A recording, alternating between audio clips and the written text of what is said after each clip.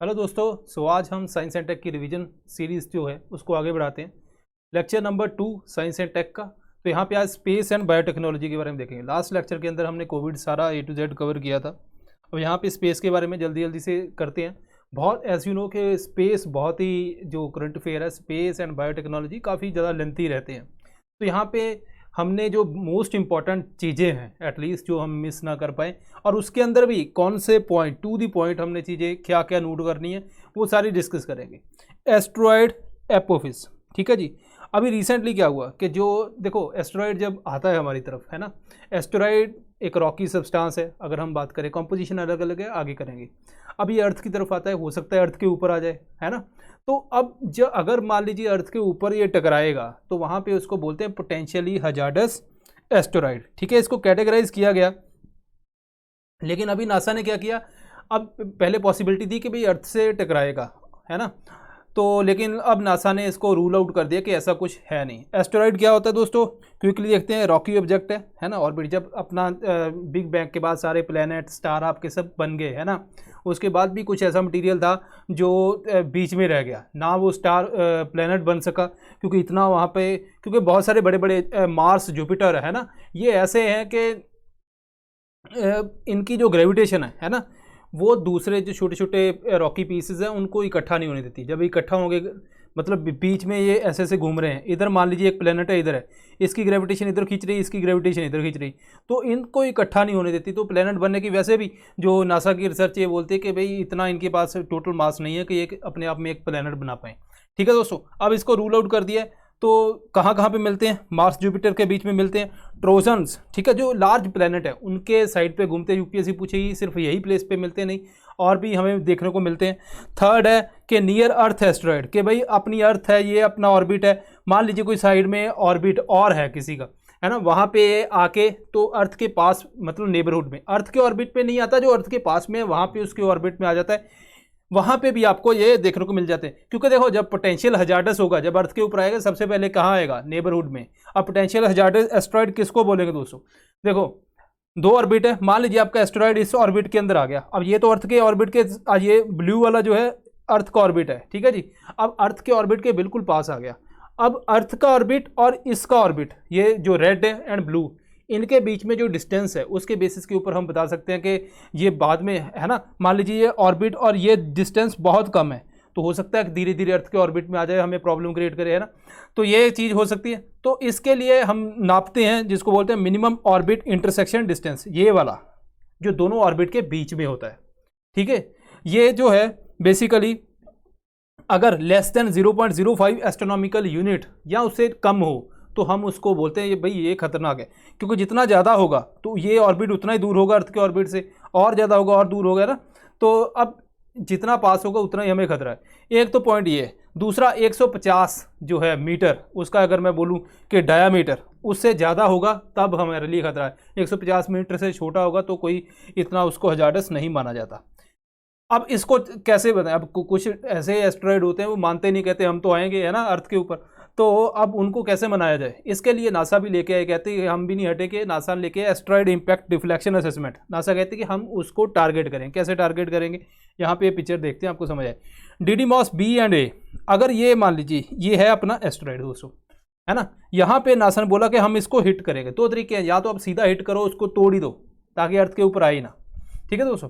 दूसरा है कि आप उसको थोड़ा सा ऐसा डिफ्लेक्ट करो, मतलब यहाँ पे आप इस एंगल के ऊपर डिफ्लेक्ट करो कि जैसे पहले उसका ये वाला ऑर्बिट है ना, लेट अस सपोज कि ये अर्थ के ऑर्बिट के बिल्कुल पास है। एक एग्जांपल लेते हैं। अब हम चाहते हैं कि अर्थ के ऑर्बिट से दूर चला जाए, तो हम उसको जब हिट करेंगे तो ये थोड़ा सा डिफ्लेक्ट होगा, है ना, और इसका ये नया ऑर्बिट जो आपको अंदर दिख रहा है ना दोस्तों, ये वाला ब्लू कलर का, ये वाला ऑर्बिट, ये नया ऑर्बिट उसका आ जाएगा। तो इट मीन्स कि अब जो अर्थ के ऑर्बिट से काफ़ी दूर हो गए। तो ये नासा ने प्लान किया इसका, ठीक है जी। अब दो तरीके, ये मैंने आपको बता दिया। ये काम किसका, इसका NASA and European space agency कहती है हम करेंगे। नासा ने बोला, नासा कहता कि मैं डार्ट बनाऊंगा, डबल एस्टेरॉयड इम्पैक्ट टेस्ट, उस स्पेस क्राफ्ट। तो डार्ट अगर यूपीएससी के अंदर पूछा तो भी इससे रिलेटेड है। अब नासा ने कर दिया इम्पैक्ट वहाँ पे। फिर ये इटालियन मेड जो क्यूब सेट है, बेसिकली लिसिया क्यूब जो नैनो सैटेलाइट है, ये वहाँ पे जब इम्पैक्ट होगा तो टिकटॉक बनाएगा उसकी, है ना वीडियो बनाएगा कि भाई कैसा इम्पैक्ट हो रहा है। उसके बाद इम्पैक्ट के बाद फिर यूरोपीय स्पेस एजेंसी वो भी अपना हीरा मिशन के अंदर भेजेगी कि पोस्ट इम्पैक्ट एस्ट्रॉइड क्या वाकई उस ऑर्बिट में चला गया या वहीं पे बैठा है, ये सब चेक किया जाएगा। इसके अलावा एस्ट्रॉइड के लिए 2 मिशन और, हायाबुसा मिशन जो जापान का दोस्तों, ये सैंपल रिटर्न मिशन है, मतलब ये एस्ट्रॉइड के ऊपर जाएगा, सैंपल लेके वापस आएगा।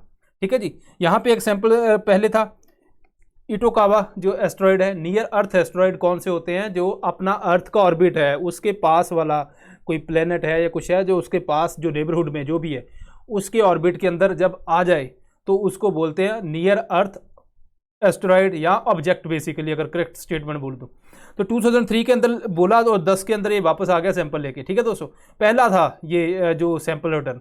हायाबुसा 2 2014 के अंदर भेजा गया। रिगुगु एस्ट्रॉइड सी टाइप रिटर्न अभी रिसेंटली आया, तो ये न्यूज़ भी आई थी कि वहाँ से चल पड़ा। उसके बाद ये ओसिरिस नासा का, नासा ने भेजा 2016 के अंदर, ये 23 में आएगा। ठीक है, ये भी बेनू आइलैंड सॉरी एस्ट्रॉइड और ये भी सी टाइप। ये टाइप्स क्या हैं इसके बारे में अभी देखते हैं। बात करते हैं खगोलशाला एस्ट्रॉइड सर्च कैंपेन। देखो एस्ट्रॉइड को सर्च करना, अब बड़े बड़े साइंटिस्ट बैठे हुए हैं यार, ये तो इतना उनके पास टाइम नहीं होता। एस्ट्रॉइड तो हर रोज़ पता नहीं कितने मिलते रहते हैं, इसीलिए ये स्टार्ट किया गया JNV जो स्कूल्स हैं उनके अंदर। ठीक है दोस्तों, कैंपेन स्टार्ट की गई कि मतलब आपको सारा डेटा मिल जाएगा। जो स्टूडेंट्स हैं वो सॉफ्टवेयर के थ्रू वो एस्ट्रॉइड ढूंढेंगे और बताएंगे, फिर ये सारे एस्ट्रॉइड नासा को भेजे जाएंगे कि हाँ हमने ये ढूंढे हैं। उसके बाद नासा क्या करेगी? नासा कुछ देखेगी उसके अंदर, तो नासा ने क्या करती है, नासा क्या बेसिकली यहाँ पे अगर मैं बात करूँ,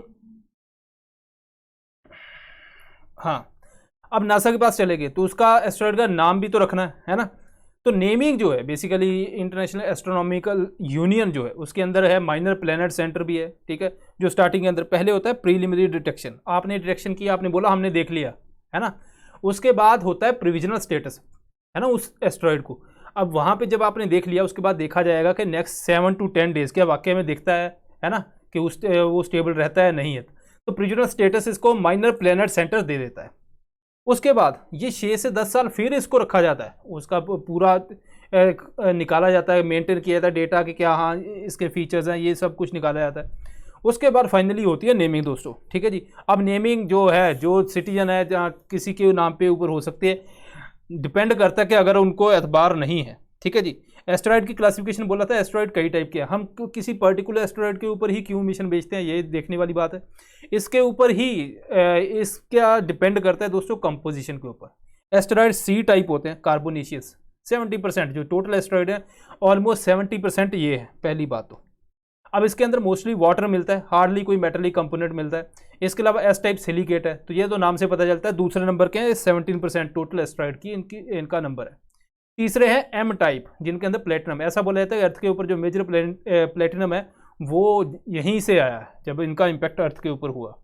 ठीक है दोस्तों, एस्ट्रॉइड 16 साइकी, रिसेंट नासा ने बोला कि ये वाला जो है एस्ट्रॉइड, ठीक है जी, जो ऑर्बिट के यहाँ पे करता है मार्स एंड जुपिटर के बीच में, ये इंटायरली मेटल से बना हुआ है। और जो बड़े बड़े जो बिजनेसमैन उनके कान खड़े हो गए कि भाई ये वाला मेटल से बना है तो हम अर्थ के ऊपर काफ़ी कुछ कर सकते हैं अगर हम एक्सप्लोर करें दोस्तों।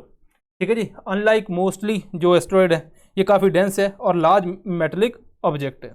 ये हमने अगर यूपीएससी पूछे साइकी न्यूज़ के अंदर था, इससे ज़्यादा इसके अंदर कोई क्वेश्चन नहीं आएगा।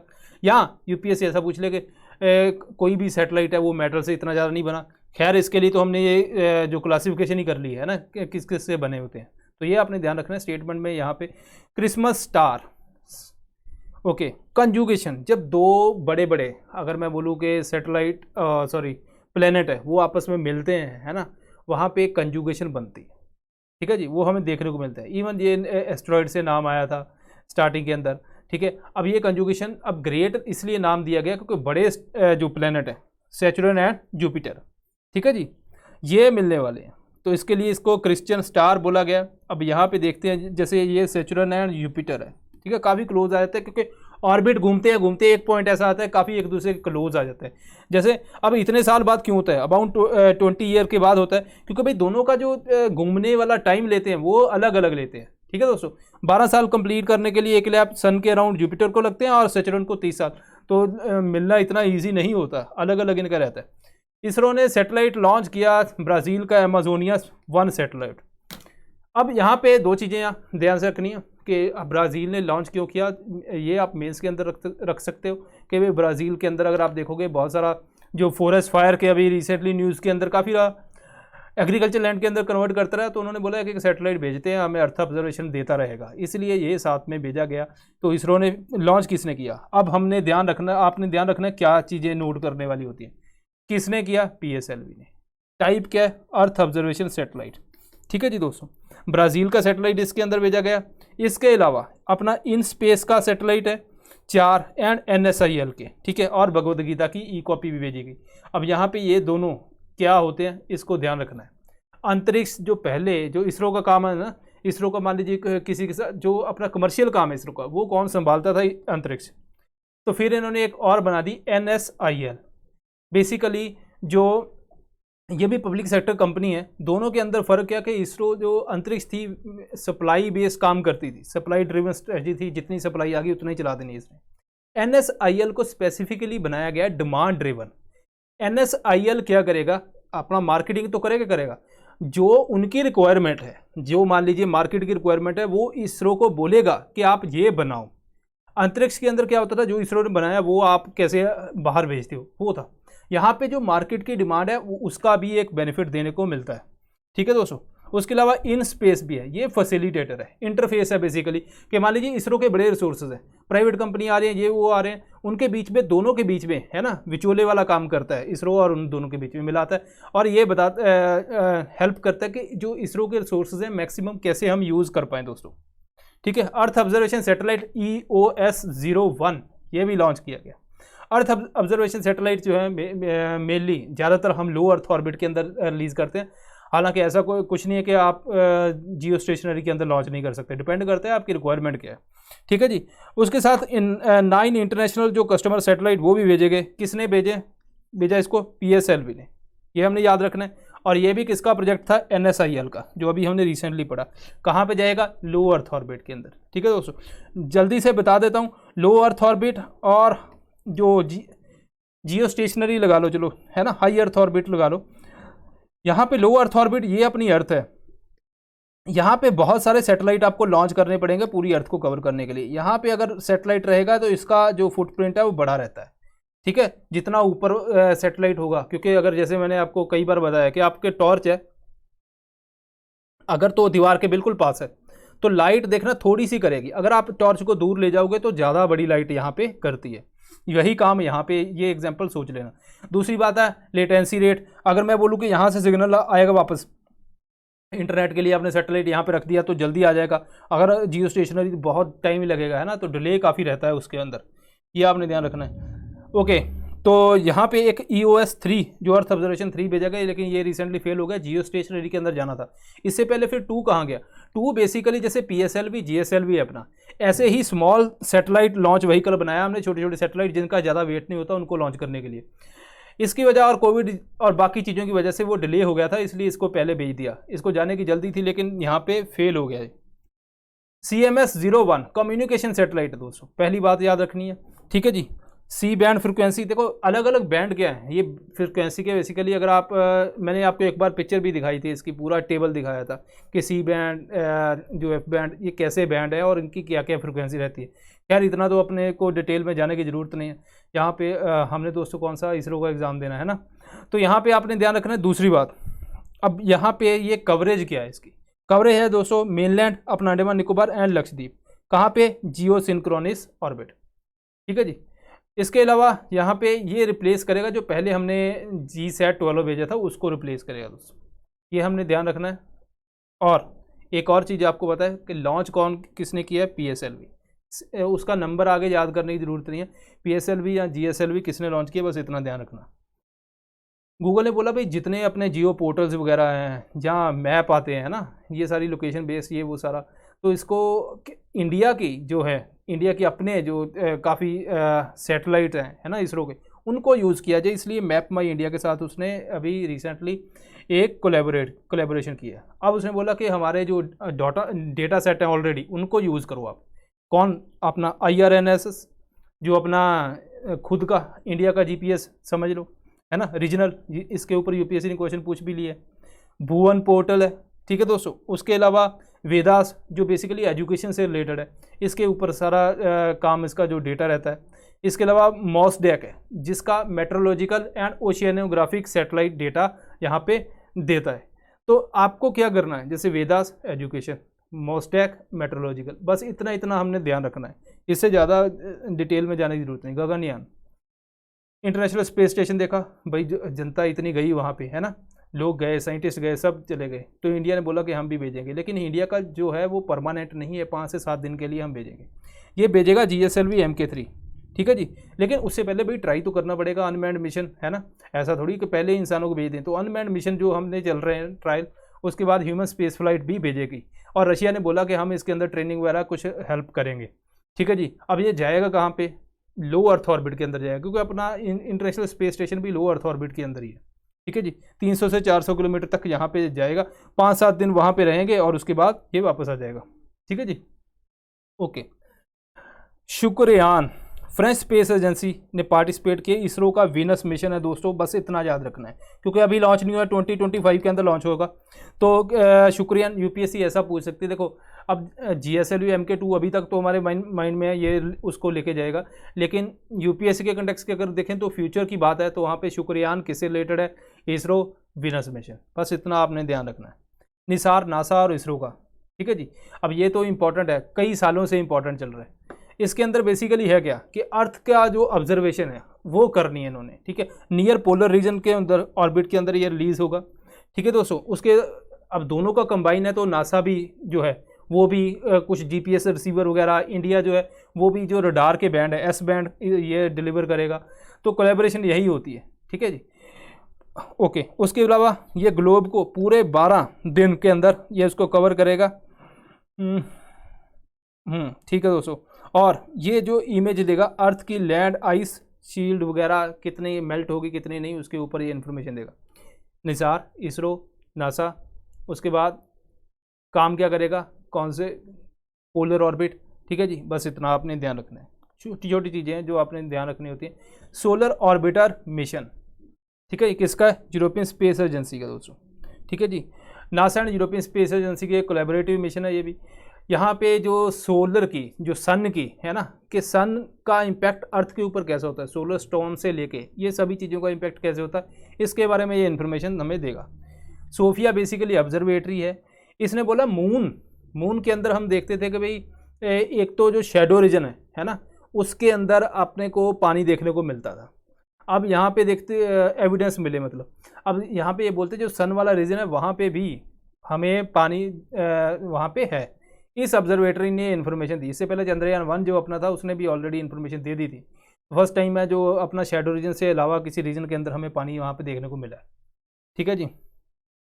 उसके अलावा नासा रिसर्च ये बोलती है moon is more metallic.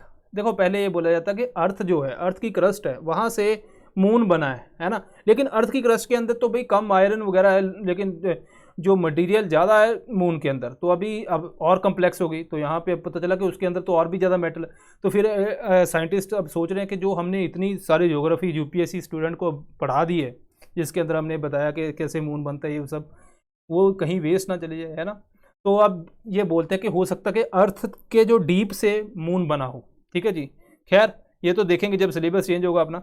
Okay, इसके अलावा ये सारा बता दिया आपको।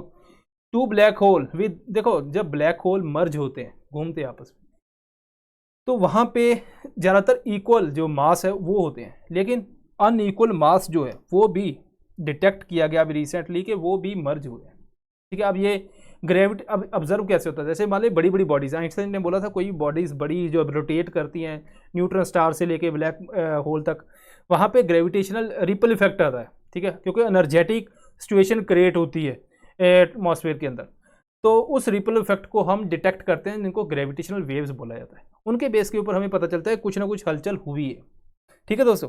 तो यहाँ पे मर्ज जो हमें देखने को मिला ये यूनिक था काफ़ी ज़्यादा।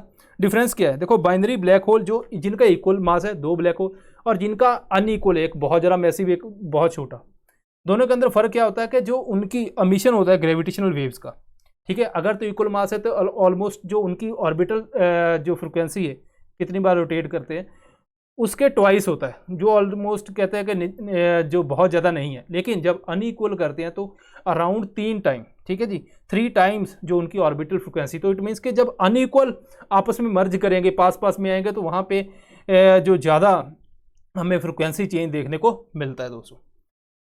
Merger of 2 black hole of unequal mass ये हो गया अपना। तो ये डिटेक्ट किसने किया? Gravitational wave LIGO। LIGO basically ये यूपीएससी ने ये भी पूछा हुआ है, ग्रेविटेशनल वेव्स को डिटेक्ट करने के लिए है। अब ये यूएस के अंदर है, ठीक है दोस्तों, यूएसए के अंदर है। उसके अलावा दूसरा है लुजियाना के अंदर। अब इंडिया के अंदर भी इसको लाने की जो हमारी पूरी तैयारी है। Department of atomic energy and science and technology काफ़ी इसके अंदर काम कर रहे हैं। कहाँ पे आएगा? हिंगोली डिस्ट्रिक्ट, महाराष्ट्र। तो यहाँ पे लैंड सर्वे वगैरह काफ़ी होता रहता है। नॉर्मली क्या होता है कि सिर्फ यूपीएससी नहीं पूछेगी समझने के लिए, ये काम कैसे करता है। जैसे लाइट स्प्लिट की, लाइट जाएगी, लाइट वापस आती है, लाइट जाती है, लाइट वापस आती है, ठीक है जी। अब ये लाइट के दोनों के जो फेज इक्वल होते हैं, जब इक्वल फेज आपस में टकराते हैं तो कैंसिल आउट हो जाते हैं, कुछ नहीं हमें देखने को मिलता। जब ग्रेविटेशनल वेव थोड़ा सा इसको डिस्टर्ब करती है तो फेज चेंज हो जाते हैं, इसका अलग हो जाएगा, इसका अलग हो जाएगा, तो हाँ नेट ये कैंसिल आउट नहीं हो गया, हमें लाइट डिटेक्ट कर लेते हैं। ये काम है इसका करने का। सोलर साइकिल 25 सन के साइकिल हैं कुछ ना कुछ, है ना। सन के अंदर भी क्या है? मैग्नेटिक फील्ड है। वो मैग्नेटिक फील्ड जो चेंज होती रहती है, ठीक है जी। ऐसा माना जाता है कि जो मैग्नेटिक फील्ड जो कंप्लीट होती है जो सन का, हर 11 साल बाद उसकी जो मैग्नेटिक फील्ड है वो फ्लिप कर जाती है, ठीक है, पूरी, ठीक है दोस्तों। अब यहाँ पे ये एक साइकिल है, ये हमें साइकिल सन का कैसे चलता है। सन के अंदर होते हैं जो, मान लीजिए सन है, सन के जो सरफेस के ऊपर है ना, वहाँ पे क्या होता है, लेयर्स के ऊपर एक ऐसा रीजन होता है जहाँ पे जो मैग्नेटिक फील्ड काफ़ी टेंगल्ड हो जाती है, अंदर से जो एनर्जी निकलती है वो वहाँ तक पहुँचती नहीं है, और वो रीजन थोड़ा सा ठंडा रहता है as compare to other region, उसको बोलते हैं सन स्पॉट। जब ये सन स्पॉट मैक्सिमम भी रहते हैं एक पीरियड के अंदर, एक पीरियड के अंदर मिनिमम भी रहते हैं, ठीक है जी। जब एक साइकिल जब मान लीजिए एंड हुआ, वहाँ पे क्या होता है कि हमें सन स्पॉट जो है वो देखते नहीं है, वहाँ पे सन स्पॉट नहीं देखते, तो हमें पता चलता है कि ये सोलर साइकिल का एंड है। उसके बाद जब नया स्टार्ट होता है फिर वहाँ पे सनस्पॉट देखने को मिलते हैं। रिसेंटली 2019 और 20 तक के एंड में, यहाँ पे अर्ली 2020 हमें कोई सनस्पॉट देखने को नहीं मिला, तो हमें पता लगा कि ये इसका साइकिल का एंड है, ठीक है दोस्तों। तो अब जो 25th है वो स्टार्ट होने वाला है। बैकाल JVD, ये बेसिकली कहाँ पे? Lake Baikal, world's deepest lake, ठीक है, साइबेरिया रीजन के अंदर। यहाँ पे एक डिटेक्ट करें न्यूट्रिनो। न्यूट्रिनो के बारे में बात करते हैं यहाँ पे दोस्तों। न्यूट्रिनो के इसके अलावा अब न्यूट्रिनो को और कौन कौन से? आइस क्यूब न्यूट्रिनो ऑब्जर्वेटरी, ये आपने लोकेशन याद रखनी है, अंटार्कटिका के अंदर, एंटेयर्स है मेडिटेरियन सी के अंदर। न्यूट्रिनो बेसिकली जो जैसे अपने एटम के पार्ट्स हैं, है ना, इलेक्ट्रॉन, प्रोटॉन, न्यूट्रॉन, वो उसके अंदर नहीं आता, ठीक है जी। अब यहाँ पे बोला गया पहले कि ये मासलेस है, ठीक है जी। बाद में इन्होंने बोला नहीं थोड़ा बहुत मास है, लेकिन उसको डिटरमाइन नहीं कर सकते, लेकिन हाँ चार्ज न्यूट्रल है। ये बहुत सारे आते रहते हैं। ऐसा बोला जाता है कि जब इनके अंदर बहुत इन्फॉर्मेशन है, ठीक है, हमारे अंदर जैसे मान लीजिए हम यहाँ पे बाहर खड़े हैं तो पता नहीं कितने न्यूट्रिनो हमें ऐसे क्रॉस करके चले जाते हैं, हमें पता भी नहीं चलता। ये इनके अंदर इन्फॉर्मेशन बहुत है। अगर हम इनको डिटेक्ट करें, इनकी स्टडी करें, तो हमें इन्फॉर्मेशन काफ़ी, जब अर्थ का ओरिजिन कैसे हुआ या सोलर सिस्टम के अंदर इन्फॉर्मेशन जो है वो मिल सकती है। लेकिन इनको डिटेक्ट करना इतना ईजी नहीं है, इसलिए इंडिया ने बनाया इंडियन बेस्ड जो न्यूट्रिनो ऑब्जर्वेटरी, ठीक है दोस्तों, तमिलनाडु के अंदर। अब यहाँ पे जो ऑब्जर्वेटरी है, अब ऐसा नहीं कि आपने जो बना दी ग्राउंड लेवल के ऊपर, नहीं, एटलीस्ट 1000 मीटर जो है बिलो सरफेस बनाई। ऐसा क्यों किया? वो इसलिए किया कि जो बाकी कॉस्मेटिक रेडिएशन है उनको हम फिल्टर आउट कर सके, क्योंकि ये बहुत ही वीक जो इंटरेक्ट करता है न्यूट्रिनो, ताकि सिर्फ न्यूट्रिनो पास हो, वहाँ तक हमें जाके न्यूट्रिनो ही मिले। इसीलिए बोधी वेस्ट हिल्स जो तमिलनाडु के अंदर वो सिलेक्ट की गई। अर्थक्वेक का भी यहाँ पे मिनिमम वो हमें वो है रिस्क है दोस्तों।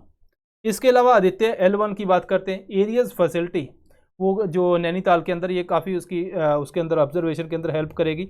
लेकिन आदित्य L1 है क्या? आदित्य L1 सोलर सन को हम स्टडी करेंगे इसके अंदर, और ये L1 जो है लैग्रेंज पॉइंट, ठीक है जी, वो पॉइंट होते हैं जहाँ पे दो चीज़ें बड़ी, इनकी ग्रेविटेशन है कैंसिल आउट हो जाती है, और इस पोजीशन के ऊपर आप मोशनलेस रहते हो। जैसे ये अपनी दोस्तों अर्थ है, ये अपना सन है, तो L1 पॉइंट एक ऐसा है, तो यहाँ पे अगर आप जाओगे तो आप ना ही अर्थ की तरफ खींचे चले जाओगे, ना ही आप सन की तरफ खींचे चले जाओगे। वे वो न्यूट्रल सा पॉइंट होता है।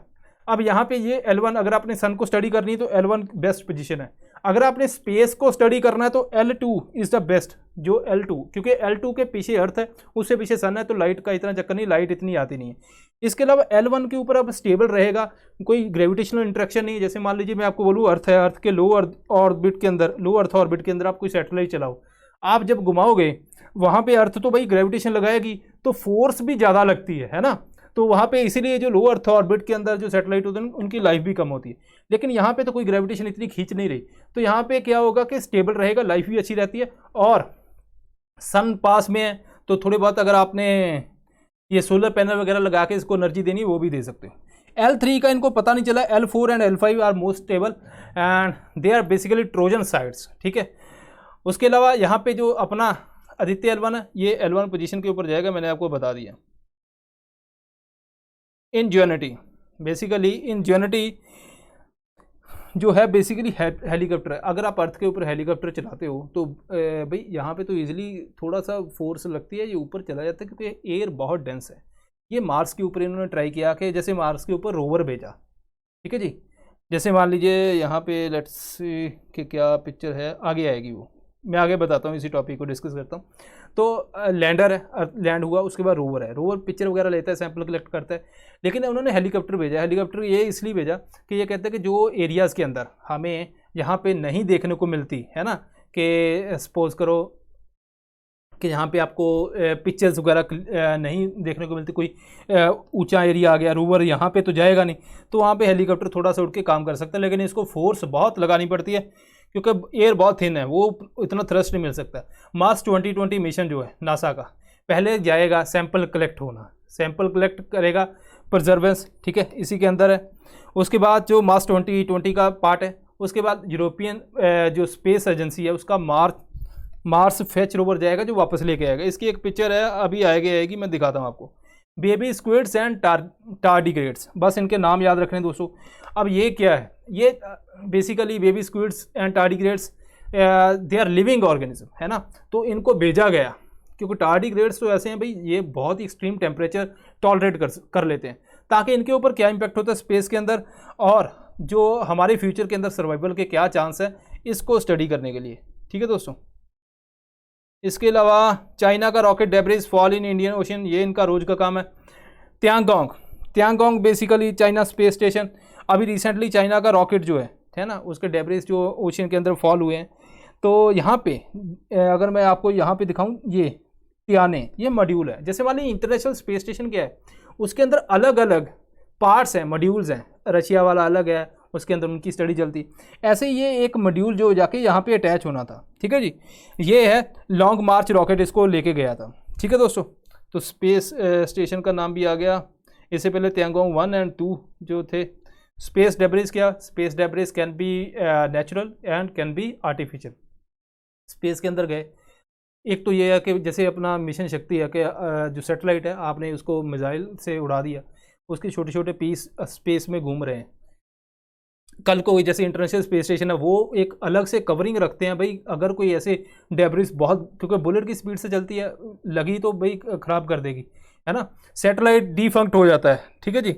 अब यहाँ पे नेचुरल है, जो एस्ट्रॉइडल मटेरियल है छोटा मोटा वो हो गया। आर्टिफिशियल जो मैन मेड है, जैसे पेंट भी, अगर मान लीजिए आपने कोई रॉकेट है उसका पेंट उखड़ कर वहाँ पे घूम रहा है, वो भी डेब्रिस के अंदर आता है। जो प्रोपेलेंट है वो भी इसके अंदर आता है। ह्यूमन वेस्ट वो भी इसके अंदर आता है। फ्यूल टैंक जो ब्रोकन चीज़ें हैं वो सब इसके अंदर आती हैं, ठीक है जी। ये सारी चीज़ें जो हैं, बैटरीज, फ्यूल टैंक, ये सब अपने जो इसके अंदर आता है। Satellite and space craft that have failed, जो वर्किंग है वो डेब्रिस के अंदर नहीं आते।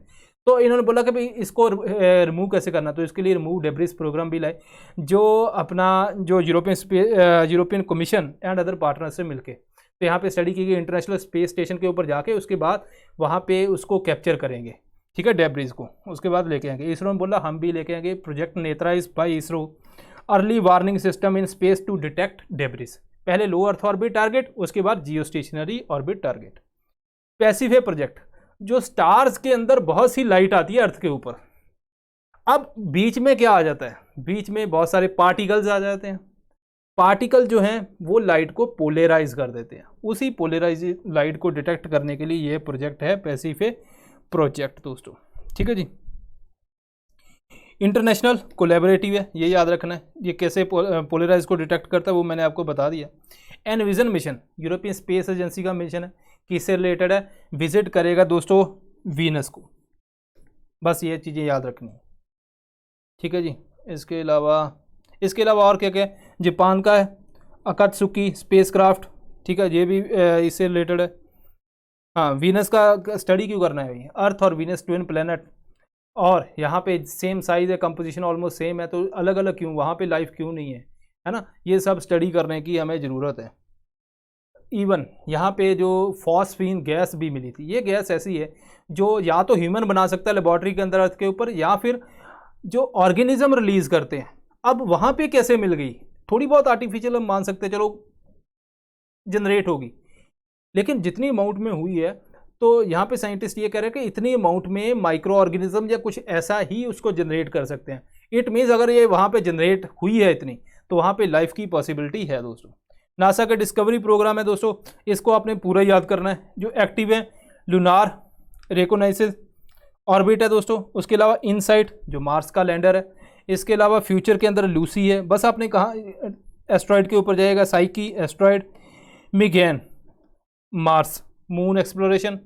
उसके अलावा यहाँ पे जो फ्यूचर है दा विंसी एंड वेरिटास, दोनों वीनस के ऊपर, वीनस को टारगेट करेंगे, और किसके हैं, नासा के। बस ये 2-3 चीज़ें याद करें।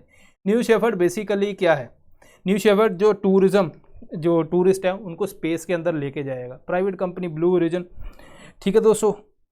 ओके, अब ये कहाँ पर तक लेके जाएगा, स्पेस की एज तक। स्पेस की एज को बोलते हैं कर्मन लाइन, ठीक है, इंटरनेशनली जो रिकॉग्नाइज है बाउंड्री ऑफ स्पेस, यहाँ पे 100 किलोमीटर की ये जाएगा। उसके बाद कैप्सूल जो है जिसके अंदर लोग बैठे होंगे अलग हो जाएगा, और विद द पैराशूट बाद में नीचे अर्थ के ऊपर लैंड कर जाएगा दोस्तों। सब ऑर्बिटल स्पेस, कितनी स्पीड जो है फ्लाइट है, कितनी स्पीड आप किसी फ्लाइट को दो कि वो ऑर्बिट के अंदर घूमे। अगर आप 28,000 या उससे ज़्यादा मतलब उतनी एटलीस्ट देते हो हॉरिजॉन्टल स्पीड, तो ये ऑर्बिट के अंदर घूमती रहती है। अगर इससे कम दोगे तो वो जाएगी और अर्थ के ऊपर फॉल कर जाएगी। जैसे आपने बॉल फेंकी ऊपर, वो तो भाई 28,000 किलोमीटर पर आवर से कम ही है, तो वो नीचे आ जाएगी, है ना। तो वो है सब ऑर्बिटल फ्लाइट, ठीक है जी, क्योंकि जो वापस आती है। अगर आपने 40 या उससे ज़्यादा भेज दी, तो वो जो अर्थ की ग्रेविटेशन है उसको पार कर जाएगी, एस्केप वेलोसिटी को हो जाएगी, और वो अर्थ से वापस नहीं कभी आएगी, ठीक है दोस्तों।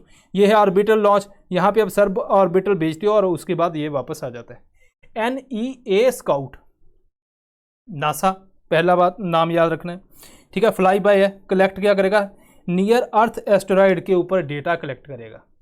अब ये जाएगा कैसे, स्पेशल सोलर सेल प्रोपल्शन, मतलब इसके अंदर कोई ऐसा नहीं है कि अपने आप जो फोर्स है कुछ ऐसा नहीं, ये सोलर एनर्जी से चलेगा दोस्तों। ये देखो यहाँ पे सनलाइट पड़ रही है और ये इतने को रिफ्लेक्ट हो रही है, उसकी एनर्जी से ही, एनर्जी जनरेशन से ये आगे जाएगा। अब ये बहुत ही लाइट के लिए यूज़ होता है, हैवी के लिए थोड़ी ना। सन के अंदर इतनी एनर्जी नहीं होती दोस्तों कि भाई इस हैवी को ये मूव कर दे। नौका, अब मैंने आपको बताया इंटरनेशनल स्पेस स्टेशन, वहाँ पे अलग अलग मॉड्यूल रखे हैं, ये है ना, अलग अलग मॉड्यूल रखे हैं। तो रशिया, बेसिकली रशिया का जो लेबॉर्ट्री है वो भी उसको अटैच करना चाहती है, जिसका नाम नौका है। ये वाली देखो नौका, ये वाला मॉड्यूल, ये जवेदा मॉड्यूल के साथ अटैच होगा, ठीक है जी। यहाँ पे ऑक्सीजन जनरेटर वगैरह, स्पेयर बेड वगैरह, ये सब वहाँ पे फैसिलिटी लेके हैं। जेम्स वेब स्पेस टेलीस्कोप, अब यहाँ पे कंट्रोवर्सी होगी, जेम्स वेब के ऊपर ये नाम रखा गया था, तो ये एलिगेशन लग गया भाई उन्होंने होमोसेक्सुअल को परसिक्यूट किया, इसलिए इसका नाम चेंज कर दें, नहीं कर दें। हबल स्पेस टेलीस्कोप ऑलरेडी है, तो इसका हबल स्पेस की बेसिकली ये रिप्लेसमेंट है जेम्स वेब टेलीस्कोप, ठीक है जी। जेम्स वेब टेलीस्कोप अपना आदित्य L1 तो यहाँ पे था, जेम्स वेब टेलीस्कोप कहाँ पे जाएगी, L2 के अंदर, यहाँ पे इस पोजीशन पे, ये वाले पॉइंट के ऊपर L2 लैग्रेंज पॉइंट।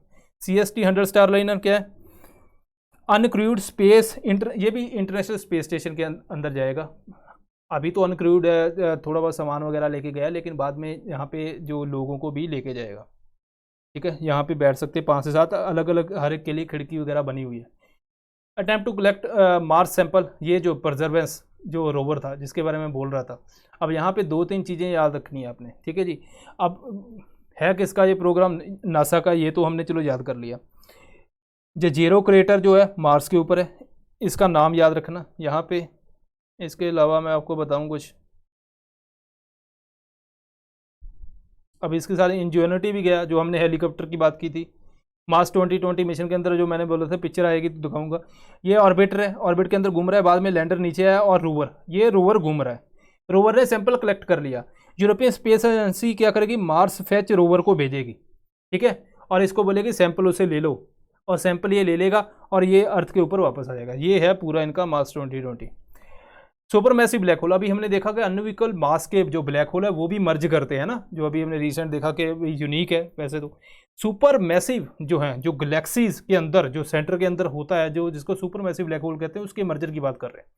जब दो गैलेक्सी इंटरेक्शन करती हैं आपस में, इवन हमें पता नहीं चलेगा कब हमारी जो मिल्की वे किसी और गैलेक्सी से मिल गई। जब दो गैलेक्सी आपस में एक दूसरे के पास आती है तो जो उनके सेंटर के अंदर सुपर मैसिव ब्लैक होल है वो भी एक दूसरे के पास आते हैं, ठीक है जी।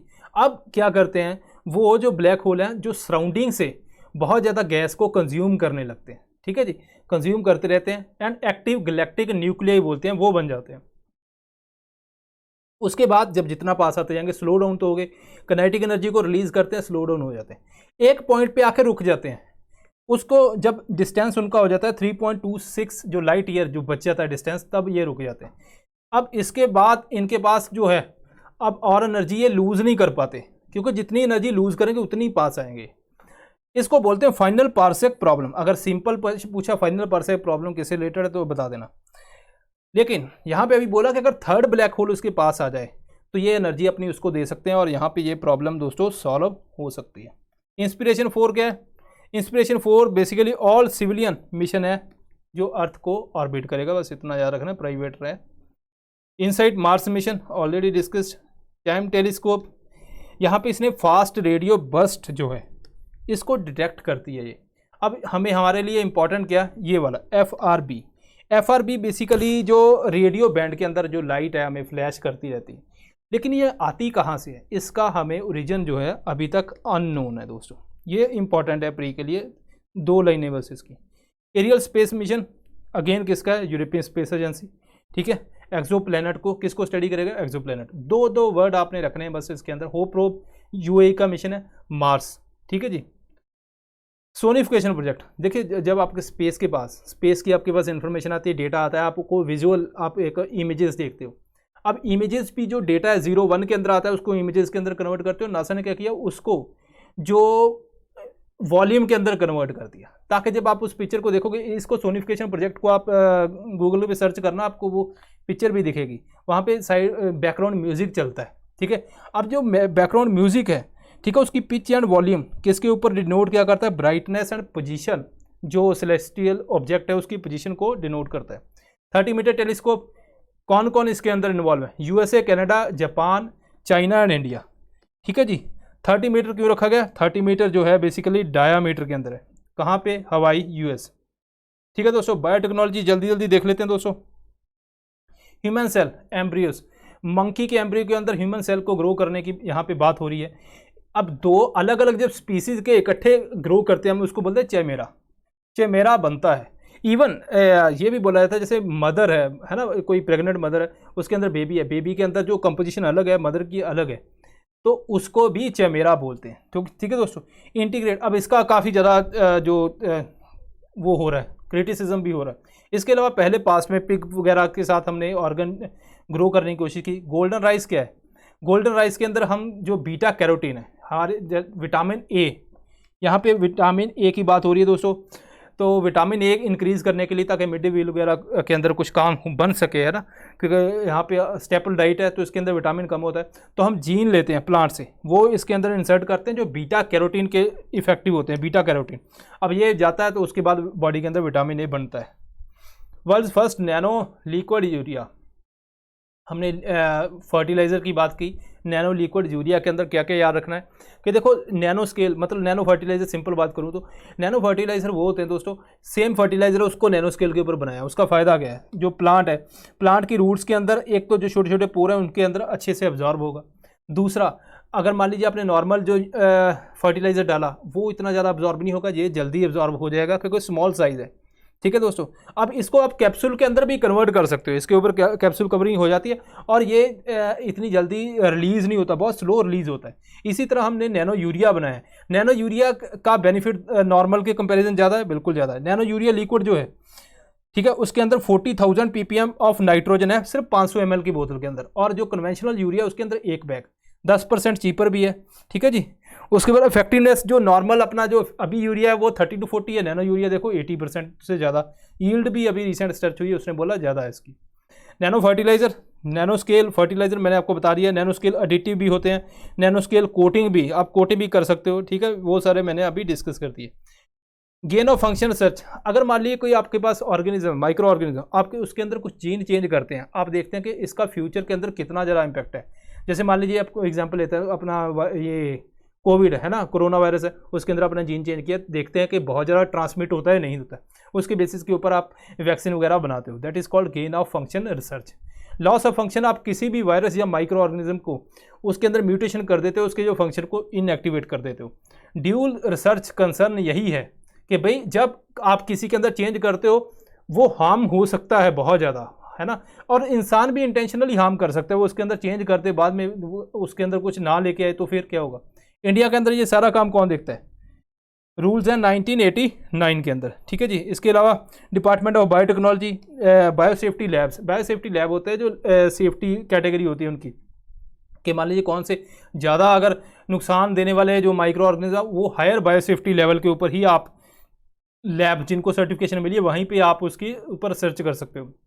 जेनेटिकली मॉडिफाइड रबर असम के अंदर प्लांटेड की गई रिसेंटली। ठीक है दोस्तों। अब असम के अंदर क्यों, नॉर्थ ईस्ट एरिया के अंदर आपको पता है बहुत ज़्यादा कोल्ड भी पड़ती है और वहाँ पे ये सर्वाइवल करना बड़ा मुश्किल हो जाता है इनका, इसीलिए ये किया गया। इसके अलावा यहाँ पे इस पेज को आपने पूरा पढ़ना है, ज्योग्राफी के कंटेक्स्ट के अंदर पढ़ना है। रबर के अंदर क्या, जैसे मान लीजिए कितने टेम्परेचर है, कितने सेंटीमीटर रेनफॉल है, इंपॉर्टेंट है दोस्तों, ये अपना काम आएगा यूपीएससी के अंदर, प्री के अंदर क्वेश्चन देखने को मिलता है हमें। ठीक है। स्वेयर कोल्ड वगैरह, ड्रॉट कंडीशन को ये थोड़ा सा रखा जाता है। स्पेस राइज, क्या क्या स्पेस के ऊपर लगा दिया, ऐसा नहीं। चाइना ने क्या करता है, सीड ले जाता है ऊपर, और वहाँ पे जब कॉस्मिक रेडिएशन पड़ती है उसके अंदर थोड़ी बहुत जेनेटिक चेंज जाती है और उसके बाद ग्रो करता है। उसको लगता है कि काफ़ी टाइम, लगता क्या काफ़ी टाइम हो गया है कि कितने साल हो गए कि चाइना हमेशा ऐसा करता है और यहाँ पे ग्रो करता है। उसकी पॉपुलेशन बढ़ गई थी, उसको लगता था इससे जो म्यूटेशन होती है उसके बाद अर्थ के ऊपर जब ग्रो करेंगे तो वहाँ पे जो ग्रोथ यील्ड जो है उसकी ज़्यादा होती है। ठीक है जी। ये है बेसिकली स्पेस राइज, स्पेस के ऊपर ग्रो, कुछ ऐसा नहीं किया। Import of GM food in India, अभी क्या हुआ, इंपोर्ट जो क्रस्ट जो सोया सीड है उसकी इंपोर्ट की डिमांड की गई पोल्ट्री वालों ने। उन्होंने बोला भाई बहुत महंगा हो गया, इवन एग और चिकन वगैरह इसका प्राइस भी इसीलिए बढ़ गया है। ठीक है जी। इसके ऊपर बात की गई। अगर इंडिया बोलें तो India GM canola oil, soybean oil को इंपोर्ट करता है, सोयाबीन सीड वगैरह को कुछ इंपोर्ट नहीं करता। कौन इसकी रेगुलेशन देखता है? एक तो जीएम जो क्रॉप्स हैं वो मैंने 2 मिनट सीरीज के अंदर कवर किए हैं, तो आज ही मॉर्निंग के अंदर आया होगा आपको, तो उसको आप देख लो। दूसरा जीएम बेसिकली जीईएसी देखता है, उसके बाद ही चला जाता है ना, एनवायरनमेंट मिनिस्ट्री के पास, जो मैंने 2 मिनट में डिस्कस किया। इसके अलावा FSSAI जो मिनिस्ट्री ऑफ हेल्थ के अंदर है, इसने भी थ्रेशोल्ड रखी है कि मान लीजिए फॉरेन से कोई फूड आ रहा है 1% से ज़्यादा उसके अंदर जेनेटिकली मॉडिफिकेशन है तो उसको हम जीएम फूड मानेंगे। ठीक है जी। हालांकि जीईएसी अब बहुत ज़्यादा काम नहीं करता, क्यों, 2006 के अंदर अपना FSSAI आ गया था, यही ज़्यादा टैकल करता है।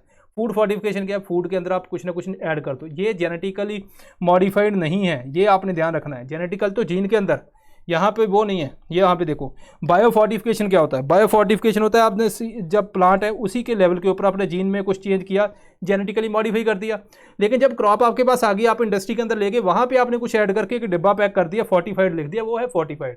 सप्लीमेंटेशन, आपकी प्लेट है, प्लेट के ऊपर खाना पड़ा है, साइड में आपके पास जो कैप्सूल वगैरह जो भी आप खाते हो, मतलब विटामिन वगैरह, उसी बात कर रहा हूँ, तो वो आ जाएगा उसके अंदर सप्लीमेंटेशन दोस्तों। ठीक है जी। अब यहाँ पे सप्लीमेंटेशन, फूड फॉर्टिफिकेशन जरूरी है, क्योंकि बहुत सारे जो फूड है अब नॉर्मली हम खा रहे हैं तो उसके अंदर जो न्यूट्रिशन की कमी रहती है तो न्यूट्रिशन ऐड ऑन किए जाते हैं। लेकिन रिसेंट रिसर्च ने बोला था कि भाई ये काम गलत है।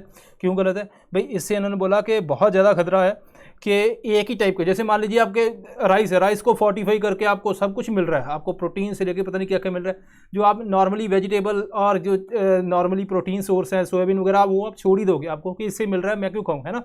तो यहाँ पे वो उन्होंने बोला कि दूसरा, अब इनके अंदर जो जितना न्यूट्रिशन होता है उसको ऑब्जॉर्व करने के लिए एडिटिव और भी, जैसे सैलड खाते हैं या कुछ ऐसा, वो भी चाहिए, लेकिन जनता फिर वो उसको खाएगी नहीं, इसको खाती जाएगी और उसका बेनिफिट नहीं होगा।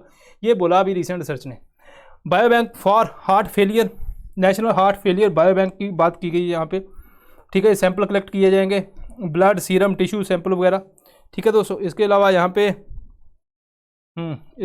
यहाँ पे कुछ और ज़्यादा इंपॉर्टेंट नहीं है इसके अंदर। Non toxic and usable wrapper. देखो जो प्रिजर्वेटिव होते हैं, फूड को प्रिजर्वेटिव के जब आप रखते हो वहाँ पे, तो प्रिजर्वेटिव बहुत ज़्यादा फूड के अंदर चले जाते हैं, टॉक्सिक क्रिएट हो जाती है ना। कोट करते हैं जो प्रिजर्वेटिव को रेजिन या वैक्स से हम नॉर्मली, ठीक है। अब फ्रूट उसको ऑब्जॉर्व करता है और वो दोबारा जो प्रिजर्वेटिव रैपर है उसको आप यूज़ नहीं कर सकते, ये नॉर्मली है। लेकिन अभी रिसेंटली इन्होंने नया बनाया ग्रेफाइट वगैरह की हेल्प से, ठीक है दोस्तों, ग्राफीन बोल रहा हूँ, ग्राफीन वगैरह की हेल्प से। वहाँ पे क्या है कि जैसे मान लीजिए कोई फ्रूट ओवर राइपन हुआ, ठीक है, या फिर उसको पैथोजन ने अटैक किया, तभी वहाँ से प्रिजर्वेटिव रिलीज़ हो जाएंगे, ठीक है। तो ये लगातार रिलीज़ नहीं होते, अकॉर्डिंग टू डिमांड रिलीज़ होता है, जिसकी वजह से इसको अगर मैं बोलूँ कि ये बेटर है, इससे टॉक्सिसिटी भी कम है और ये इसीलिए जनरेट किया गया। अभी हमने पढ़ा कि जो पोल्ट्री वाले ने डिमांड की गई है ना सीड की, जो क्रश सीड है, जीएम सीड है, तो यहाँ पे अलाउ किए गए, ठीक है, India to import 1.2 million ton GM soya meal. अब ये भी पोल्ट्री के लिए अब ये रिलीज़ कर दी, लेकिन ये गवर्नमेंट के पास गए क्यों थे सोया मेल के लिए? रिसेंटली इसको क्लियर किया, इन्होंने बोला कि क्या ये जीएम फूड है कि जिसको हम इंपोर्ट कर ले, बाद में आप जेल में डाल दो हमें, है ना, क्या ये है या नहीं। सोयाबीन सीड की बात करें तो इसके अंदर ऑयल निकालते हैं, जो लेफ्ट ओवर रहता है उसको बोलते हैं सोया मील, ठीक है। एनवायरमेंट मिनिस्ट्री ने क्या बोला, इन्होंने पूछा कि भाई बताओ, पहले बता दो बाद में नहीं। उसने बोला कि जो लेफ्ट ओवर है वो जीएम सोयाबीन नहीं है, ठीक है। So non living modified organism, उसके अंदर कुछ भी मॉडिफिकेशन नहीं है। FSSAI से पूछा तो उसने बोला कि मैं फूड को रेगुलेट करती हूँ, फीड को नहीं, क्योंकि ये तो पोल्ट्री के अंदर फीड यूज होनी है। जो डायरेक्टर जनरल फॉरेन ट्रेड उनसे पूछा गया तो उन्होंने बोला सोया मील जो है वो रिस्ट्रिक्टेड कैटेगरी के अंदर नहीं है, ले आओ, तो फिर इन्होंने लेके आए, ठीक है जी। ये है इसका कहानी। नेशनल जीन बैंक की बात करें, ये भी सिंपल है दोस्तों, आपने यहाँ वर्ल्ड का सेकंड लार्जेस्ट एग्रीकल्चर मिनिस्टर ने इनॉग्रेट किया रिसेंटली। इसके अलावा यहाँ पे ये याद करने आपने, स्वालबार्ड कहाँ पे है, Chang La and national animal gene bank Haryana. Cryo preservation, ये इसका कंसेप्चुअल क्लैरिटी दे देता हूँ कि कोई भी जीन है उसको हमने लो टेम्परेचर के ऊपर रखते हैं कि भाई वो प्रिजर्व रहे। जीन बैंक बेसिकली यहाँ पे लिक्विड नाइट्रोजन यूज़ किया थी, अराउंड -196 डिग्री सेल्सियस टेम्परेचर रखा जाता है, फ्रीज हो जाता है। अगर आप फ्रिज के अंदर कुछ रखते हो भाई, उसके अंदर तो आइस क्रिस्टल बन जाते हैं ना, वो तो बाद में ख़राब हो जाता है, जब आप उसको बाहर निकालते हो थोड़ा सा मेल्ट होता है, कोई भी फूड प्रोडक्ट है तो वो ख़राब हो जाता है। अब इसके अंदर क्या है कि फ्रीज हो जाता है, जब हम नाइट्रोजन भी हमने डाली है। अब जो वाटर होता है इसके अंदर उसको रिप्लेस करता है ग्लिसरॉल, ठीक है। अब जब ग्लिसरॉल रिप्लेस करता है तो इसके अंदर आइस क्रिस्टल नहीं बनते। उसके बाद क्या होता है, जब रिमूव करते हैं, ठीक है जी, अब ये डैमेज प्रिवेंट कर देता है ग्लिसरॉल। उसके बाद जब आप उसको दोबारा टेम्परेचर इंक्रीज करोगे तो वो ग्लिसरॉल रिमूव हो जाती है। यही है कहानी, इसको कैसे preserve. Extrusion technology, rice fortification की बात कर रहे हैं। देखो राइस फोर्टिफिकेशन के बारे में हमने अभी पढ़ा, तो यहाँ पे इसकी दो टेक्नोलॉजी हैं। एक तो आप कोटिंग कर दो, है ना, जो न्यूट्रिशन है उसकी राइस के ऊपर कोटिंग कर दो और बेच दो। दूसरा है कि राइस को छोटे छोटे पार्ट के अंदर फ्लोर के अंदर कन्वर्ट करो, पानी डालो उसके अंदर, उसके बाद उसका एक्सट्रूजन करो, मतलब मशीन के अंदर डालो और सेम राइस के जैसे कर्नल वहाँ पे रिलीज हो जाएंगे। इसको बोलते हैं rice extrusion technology. Ministry of consumer affair ने क्या बोला है, shape and size of fortified जो राइस कर्नल है, वो जो नॉर्मल अपना राइस कर्नल जो उसका छोटा जब एक पीस है उसके इक्वल ही होना चाहिए। उसके बाद एक और यहाँ पे है स्टैंडर्ड, जो 10 ग्राम जो फोर्टिफाइड जो राइस कर्नल है, ठीक है, उसको इन्होंने बोला कि 1 ग्राम जो किलो है ना, 1 kg जो नॉर्मल राइस है उसके अंदर 10 ग्राम आपने फोर्टिफाइड राइस डालने हैं। ये कॉम्बिनेशन होना चाहिए, ऐसा नहीं आधा आधा किलो कर दो अपने हिसाब से, ठीक है। जॉल-जेन्सेमा जीन थेरेपी, जॉल-जेन्सेमा जीन थेरेपी क्या है दोस्तों, यहाँ पे मस्कुलर एट्रॉफी जो है, स्पाइनल मस्कुलर एट्रॉफी, जब बहुत ज़्यादा वीकनेस हो जाती है, मसल काम नहीं करते। अब ये इशू हो जाता है, ज़्यादातर बच्चों को होता है, जेनेटिकल इशू है। इसका सोल्यूशन है जॉल-जेन्सेमा जीन थेरेपी। अभी हमने DND के अंदर भी कल पढ़ा है ना इसके बारे में, थोड़ा सा जब GST की बात की, यहाँ पे भी GST की बात है। अब ये क्या करता है, जो फॉल्टी जीन है उसको रिप्लेस कर देता है नए जीन से। यही है इसकी जो अगर मैं बोलूँ थेरेपी। देखो gene therapy and gene editing के अंदर क्या फ़र्क है। Gene editing can be negative, can be positive. Gene edit किया आपने, पॉजिटिव भी हो सकता है, नेगेटिव भी। Gene therapy basically is a solution, it is more about positive things और पॉजिटिव आउटकम। ठीक है दोस्तों। गैलसेफ पिग्स, यूएस जो एफडीए है उसने अभी रिसेंटली जो इंटेंशनल जीनोमिक अल्ट्रेशन, मतलब मैं खुद, आप इंटेंशनली किसी ऑर्गेनिज्म के अंदर उसका जेनेटिक इन्फॉर्मेशन को चेंज करते हैं, उसके अंदर कोई चीज ऐड करते हैं या निकालते हैं, उसको बोलते हैं आईजीए। ठीक है। अब ये डोमेस्टिक पिग जिनको गैलसेफ पिग बोला जाता है, उसके अंदर यहाँ पे उसी लाइन के ऊपर अप्रूव कर दिया। मतलब आप फर्स्ट टाइम है कि कोई रेगुलेटर जो है, जो रेगुलेट करता है, उसे अप्रूव किया कि एनिमल बायोटेक्नोलॉजी के अंदर जो प्रोडक्ट है both for food and biomedical purpose, मतलब ये फूड के लिए भी खाया जाएगा और बायोमेडिकल पर्पस के लिए पहली बार ऐसा अप्रूवल मिला है। So this is all for biotechnology. इसके अलावा हमारे पास जो और टेक्नोलॉजिकल कंप्यूटर से रिलेटेड जो करंट अफेयर्स एंड डिफेंस से रिलेटेड, तो नेक्स्ट सैटरडे वो करेंगे और काम खत्म हो जाएगा। तो मिलते हैं अगली बार। Thank you very much.